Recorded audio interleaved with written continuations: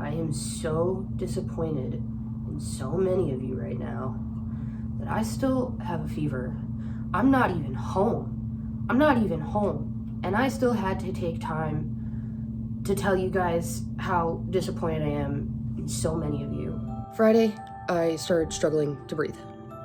It was a wheeze, and then was chills, and then it was fever delusion, acting out vines while crying in hysterics on Nico and Matt's living room floor. And I'm still horrible.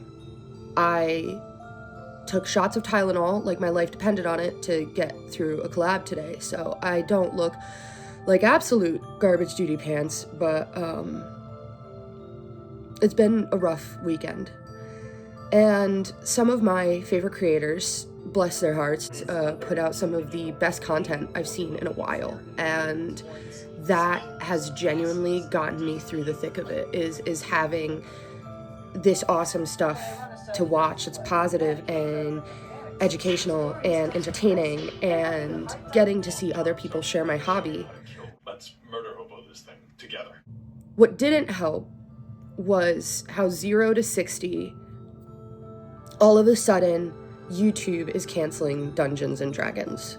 Honestly, I think that was the second crappiest thing of this entire stuff. I'm used to being sick, but being sick, well, going to these comfort creators who I've enjoyed for so long, seeing such negativity has been awful. And obviously the world doesn't revolve around me, but it's not even like for good reason. And that's why I've been so upset about it and so bothered, because I try to be as positive as I can, and hopefully by the end of this video, if you are a creator or you are somebody who is aspiring to be a creator, you know that it is still good time, that it is never too late to share your passion, share your voice, okay? Because that's the point in this. But we're starting out a little heated because I'm so disappointed in the way that people have been handling this. And it's not my place to police, it's not my place to even say it, but you know, I'm going to, because it sucked. It sucked to see all this. YouTube is shifting. It just is. But that's what YouTube has always done. And I, as somebody who has used YouTube as my main source of entertainment for my whole life almost, I've seen it time and time again. I am a woodworker. I fish. I keep fish. I ice fish. I mountain climb. I love D&D, but I also love gaming, and I'm an artist. My hobbies are every place. And because of that, I've watched content from all across the board. And I've watched this happen time and time again. It's not D&D exclusive, and it's not the whole genre. YouTube is this amazing ride for so many people, but it is an unstable tide that will grab you, and if you trust that riptide, you might be taken to incredible places you never thought you'd go. But when that tide changes, if you don't trust it to take you someplace new, and you keep trying to paddle on the way you were going, you're gonna drown. That's just the climate of YouTube. We're not immune to the same climate that affects every other hobby across the board. I'm gonna try to do a voiceover here to share some of the channels that I watch, and looking at their subscriber count versus their viewer count as of recently, so you can see that some channels just pull higher numbers and some don't, and their content is incredible, but this is happening across the entire platform. Uncut Angling is still a relatively smaller channel in the grand scheme of things, with only 276,000 subscribers. However, many of their videos pull in almost 50% of their subscribers consistently, a fourth of them, and even going into the millions of views. Meanwhile, Guggen Squad, with 1.06 million subscribers, is slowly pulling less and less numbers with their videos, looking at sub 100,000 for a lot of their more recent content. Nick and Ryan, although they have incredible parent channels, only have 144,000 subscribers on this one. Yet they are still consistently pulling that amount, or double or triple, on some of their videos. And their parent channels as well are pulling millions per video. Meanwhile, Paranormal Nightmare TV has 604,000 subscribers, and their numbers, on the other hand, even though their content is comparable, is 90,000, 180,000, 26,000, a fraction of the amount of subscribers that they have. Looking over even to the big boys, with Top Gear having 9.2 million subscribers, almost 10 million subscribers, and they're pulling sub 200,000 on most of their videos. They get a blip here and there, but it's quiet. All these creators are incredible. They truly are in their own way. And there's so many more across the platform that are either underrated or they aren't pulling the views, or, you know, if you look at it from the outside, YouTube's canceling, but really it's just the way it shifts. Every year there are big creators who specialize in YouTube growth. They get to work with YouTube and they make videos on what YouTube is going to be pushing. And 2025 is a year of genuine. They are promoting more and more people who are going to level with their audience. And that's why I felt like maybe it was finally safe for me to make a channel, because I don't know how to not be my awkward self with you guys.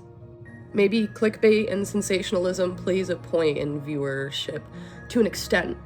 But people are tired. No matter what social media platform you go on, the world news, the politics, the issues, the drama. We've had T channels going crazy for years, and people are tired. I know, because I was one of them. And come November, when I started seeing a lot of my creators start leaning into that more and more, I was like, maybe I try to help people not be so tired. Give a little bit of a break. And I'm sorry that I am making this video, which is not a break, and this is not going to be my usual thing, but it's flooding the D&D YouTube space as far as my feed goes, and many of my friends. And who am I to tell you what the climate is? I mean, I am 6 weeks in and 2,500 subs. I'm a nobody. But I've watched so many beloved creators come and go, and it's sad, it's never easy, but it's life. Things have a beginning and they have an end. They have a cycle. And that comes even to the media we watch. What I wouldn't give to have one more episode of Mr. Rogers. Just one more really good season of Steven Universe. Or another 10 seasons of Parks and Rec. But it would have felt wrong, because it was past their time. Now, I'm not saying that D&D YouTube is past its time. I'm simply saying that if creators aren't changing with the times, it happens. And it's sad and it's heartbreaking and we ache for them. But what I ache more for is seeing this discouraging voice to new creators that D&D isn't even going to be on YouTube in 2026. As if it's a waste of time to share your voice. I have had people come to me and tell me that they've been thinking of making videos, but they've been scared. And I tell them every time, your voice is valid. Every DM, every player, every experience is beautiful in its own way. And to have the bravery to put yourself out there is something incredible. And to see people who have gone through that and gone through the shifts and taken those tides and discourage others from even trying,